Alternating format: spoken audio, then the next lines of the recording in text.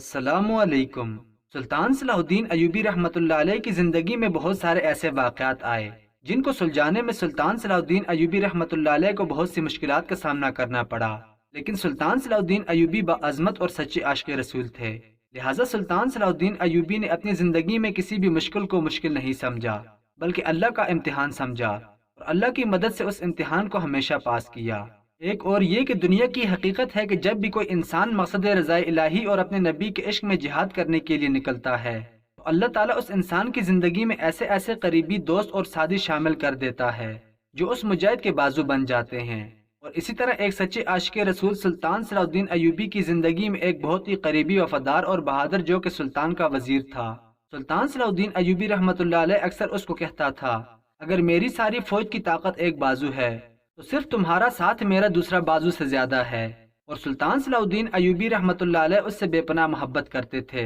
اور وہ وزیر بھی سلطان صلاح الدین ایوبی رحمۃ اللہ علیہ کو اپنے دل و جان سے زیادہ چاہتا تھا، اور سلطان کے ساتھ اس کی وفاداری اور ادب کے بارے میں لوگ مثالیں دیا کرتے تھے۔ ایک دفعہ اس وزیر کے بارے میں سلطان صلاح الدین ایوبی رحمۃ اللہ علیہ کو بہت زیادہ شکایات ملنے لگیں۔ سلطان جانتا تھا یہ سب حاسد لوگوں کا کام ہے، لیکن جب لوگوں کی شکایات حد سے زیادہ بڑھنے لگیں تو سلطان صلاح الدین ایوبی رحمۃ اللہ علیہ نے اپنے اس وزیر کی طرف حکم بھیجا اور کہا کہ کل صبح میری عدالت میں میرے سامنے حاضر ہونا اور اپنی صفائی میں جو تمہیں آئے ضرور کہنا۔ جب یہ بات سلطان صلاح الدین ایوبی رحمۃ اللہ علیہ کے وزیر نے سنی تو وہ وزیر اتنا زیادہ ایماندار اور عقل مند تھا کہ اس نے اپنے ساتھیوں کو حکم دیا کہ جن جن لوگوں نے میرے خلاف سلطان کے سامنے شکایات لگائیں ان کو جتنا چاہے سونا دے دو، لیکن ان کو کہو اپنی شکایت واپس لے لیں۔ اتنے میں سپاہی بولے، حضور ہم بھی جانتے ہیں اور سلطان بھی جانتا ہے کہ آپ بے گناہ ہیں، یہ صرف منافقوں کی چال ہے۔ تو اس وزیر نے کہا، اگر مجھے سلطان صلاح الدین ایوبی رحمۃ اللہ علیہ کے سامنے حاضر ہونا پڑے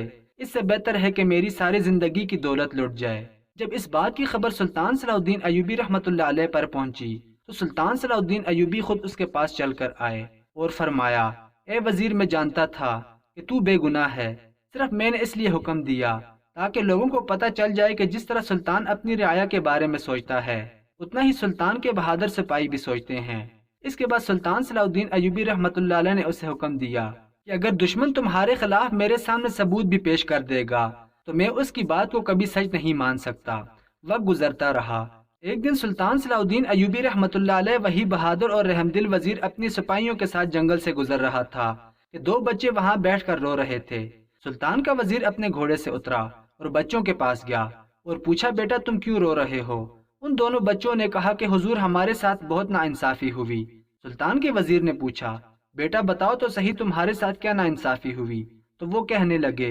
حضور ہمارا باپ ایک بہت بڑا تاجر تھا،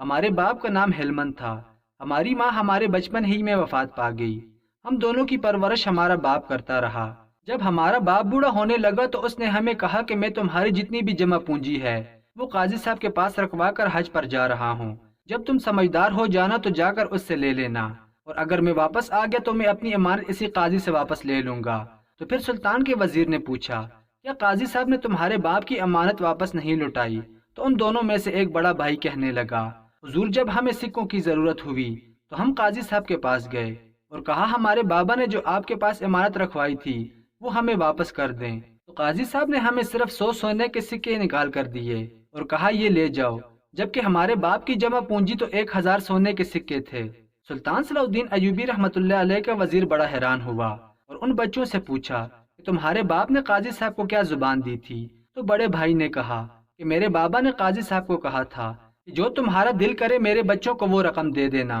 اور باقی اپنے پاس رکھ لینا۔ جب سلطان کے وزیر نے اپنے اس تاجر کا نام سنا تو دل میں سوچنے لگا کہ وہ تاجر تو بڑا ہی عقل مند اور دانا تھا، بڑے بڑے تاجر اس سے کاروباری سلسلے میں مشورے لینے آتے تھے، آخر اس تاجر نے اتنی بے وقوفی کیسے کی کہ ایک بے ایمان قاضی کے ہاتھ میں اتنی بڑی دولت دے کر چلا گیا اور اس کو یہ کہہ دیا کہ جو تمہارا دل کرے وہ میرے بچوں کو دے دینا اور باقی واپس رکھ لینا۔ اس کے بیٹے نے کہا، ہمیں بھی اس بات کی وجہ معلوم نہیں ہوئی۔ تو سلطان کا وزیر ان دونوں بچوں کو لے کر قاضی صاحب کے پاس گیا تو قاضی صاحب اس وقت اپنے خیمے میں موجود آرام فرما رہے تھے۔ جب قاضی صاحب نے سلطان کے وزیر کی آمد کی خبر سنی تو بیر سلطان کے استقبال کے لیے آیا اور قاضی صاحب وزیر کو ان دو بچوں کے ساتھ اپنے خیمے میں لے گیا۔ قاضی صاحب نے وزیر کو خیمے میں بٹھایا اور ٹھنڈا مشروب پیش کیا۔ ٹھنڈا مشروب پینے سے پہلے سلطان کے وزیر نے کہا، میں ایسے گھر سے ایک گھونٹ پانی کا بھی نہیں پی سکتا جو یتیم اور مسکین بچوں کا رزق کھا گیا ہو۔ قاضی صاحب کہنے لگا، آپ ہماری ریاست کے وزیر ہیں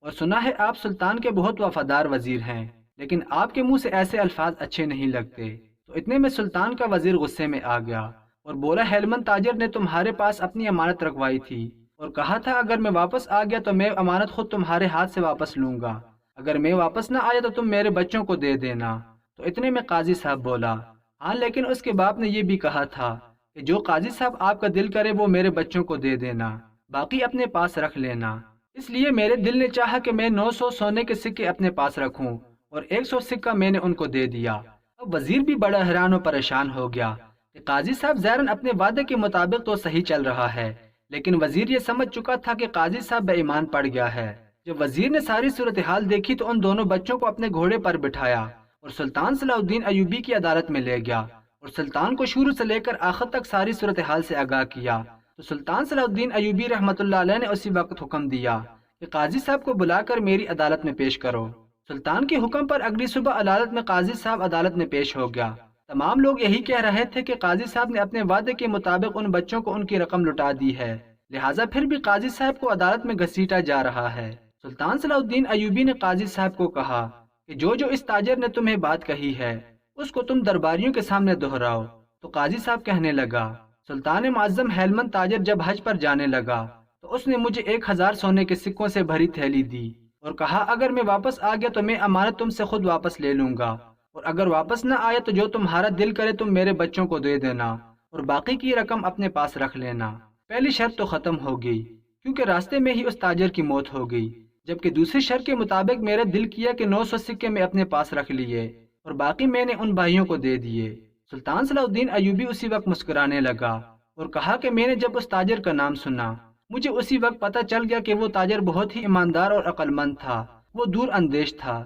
لہٰذا وہ تمہیں بے وقوف بنا گیا۔ اسے پتہ تھا کہ تم وقت آنے پر بے ایمانی کرو گے، لہٰذا اس نے تمہیں کہا تھا کہ جو تمہارا دل کرے وہ رقم تم میرے بچوں کو دے دینا اور باقی خود اپنے پاس رکھ لینا۔ اب تم نے کہا کہ میرا دل کیا کہ میں 900 سکے اپنے پاس رکھوں اور 100 سکے بچوں کو دے دوں، لہٰذا وعدے کے مطابق جو تمہارے دل نے چاہا یعنی کہ 900 سکے تاجر کے بیٹوں کے حق میں جاتے ہیں، کیونکہ تمہارے دل نے کیا کہ 900 سکے میں اپنے پاس رکھ لوں، لہٰذا ہیلمند تاجر کے ساتھ وعدے کے مطابق تم 900 سکے ابھی اور اسی وقت ان تاجر کے بچوں کے حوالے کرو اور 100 سکہ اپنے پاس رکھ لو۔ جب سلطان نے بات کہی تو قاضی بڑا حیران و پریشان ہو گیا کیونکہ وہ اپنی ہی باتوں میں بے وقوف بن چکا تھا، اور سلطان صلاح الدین ایوبی نے اپنے عقل مندی سے اتنے بڑے مقدمے کو چند ہی لمحوں میں حل کر لیا۔ پھر سلطان صلاح الدین ایوبی نے حکم دیا کہ قاضی صاحب کو اپنے وعدے کی خلاف ورزی پر قاضی کے عہدے سے برطرف کیا جاتا ہے اور جھوٹ بولنے کے عوض اس کو 100 سکے جرمانہ ادا کیا جاتا ہے۔ اب وہی قاضی جس نے سونے کے سکوں کا لالچ کیا